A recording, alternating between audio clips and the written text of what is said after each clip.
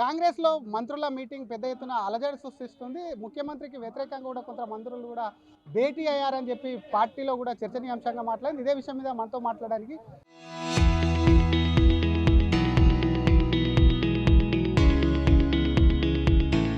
BJP శాసనసభ పక్ష నేత ఎలైటి మహేశ్వర్ రెడ్డిని ఒకసారి మాట్లాడించేటువంటి ప్రయత్నం చేద్దాం.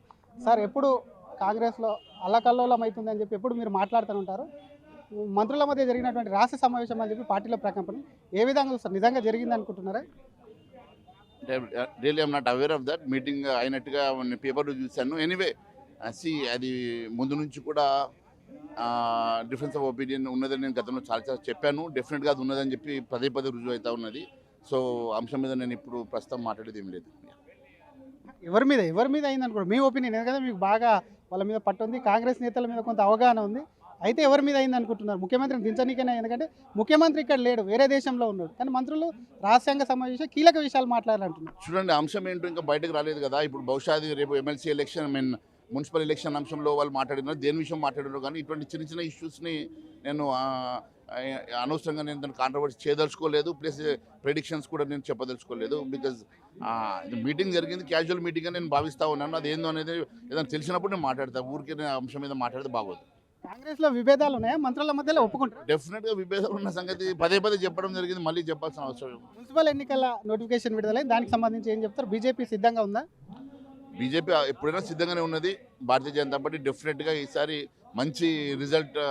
మొన్న కూడా మీరు సర్పంచ్ ఎలక్షన్స్ చూశారు, దాదాపు 1000 మంది సర్పంచ్ గెలిపించుకున్న భారతీయ జనతా పార్టీ ఈరోజు కూడా అదే ఊపులో మున్సిపల్ ఎన్నికల్లో కూడా మంచి రిజల్ట్ ఇస్తామని చెప్పి తెలియజేస్తాం. మీ దగ్గర 3 ఉన్నాయా? ఎన్ని మున్సిపాలిటీలు ఉన్నట్లు ఎన్నిటికి సంబంధించి మహేశ్వర్ రెడ్డి జెండా ఎగరేయబోతుంది? అన్ని 3 జెండా ఎగరేస్తాం, తప్పకుండా జెండా ఎగరేస్తాం. రాష్ట్ర వ్యాప్తంగా ఏం చెప్తారు మున్సిపాలిటీలు, కార్పొరేషన్లకు సంబంధించి? అత్యధిక మున్సిపాలిటీస్లో భారతీయ జనతా పార్టీ ఈసారి జెండా ఎగరేయబోతున్నది, ఖచ్చితంగా గెలవబోతున్నాం. బీజేపీ లేదు, కేవలం బీఆర్ఎస్ వర్సెస్ కాంగ్రెస్ ఉండబోతుందని ఆ 2 పార్టీలు ప్రచారం చేసుకుంటే కేవలం గాలివటంగా బీజేపీ నేతలు గెలిచారని కూడా ప్రచారం చేస్తున్నారు.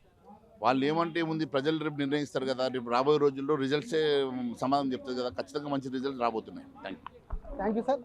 ఇది ఒకవైపు మున్సిపల్ ఎన్నికలకు సంబంధించి కూడా అటు మున్సిపల్ ఎన్నికలకు కూడా సిద్ధంగా ఉన్నాం. నోటిఫికేషన్ విడుదలైనా కూడా 3 ఒకవైపు నిర్మల్ కాన్స్టిట్యున్సీలో ఉన్నటువంటి దాంట్లో జెండా ఎగరవేయడం కాకుండా మిగతా కాన్స్టిట్యున్సీలో కూడా బలంగా కూడా బీజేపీ విజృంభిస్తుందని చెప్తున్నా. నిన్న మంత్రుల మధ్య జరిగినటువంటి మీటింగ్ ఏదైతే ఉందో అది ఇంకా పూర్తిగా డీటెయిల్స్ తెలియదు, కానీ కాంగ్రెస్లో మాత్రం విభేదాలు ఉన్నాయి. ఆ మీటింగ్ ఎందుకు జరిగిందనేది కూడా తొందరలోనే అన్ని విషయాలు వెల్లడిస్తానని బీజేఎల్పీ నేత ఎలైటి మహేశ్వర్ రెడ్డి అంటున్నారు. కెమెరామెన్ గజబ్తో శ్రీధర్, RTV, హైదరాబాద్. చరిత్ర సృష్టించినోడు ఇప్పుడు ఆ చరిత్రని తిరగరాయబోతున్నాడు. అబద్ధాల గోడల్ని బద్దలు కొట్టి నిజాలను రాగా మీ ముందుంచబోతున్నాడు. నిజమైన వార్తల కోసం వెంటనే డౌన్లోడ్ చేసుకోండి రా యాప్ని.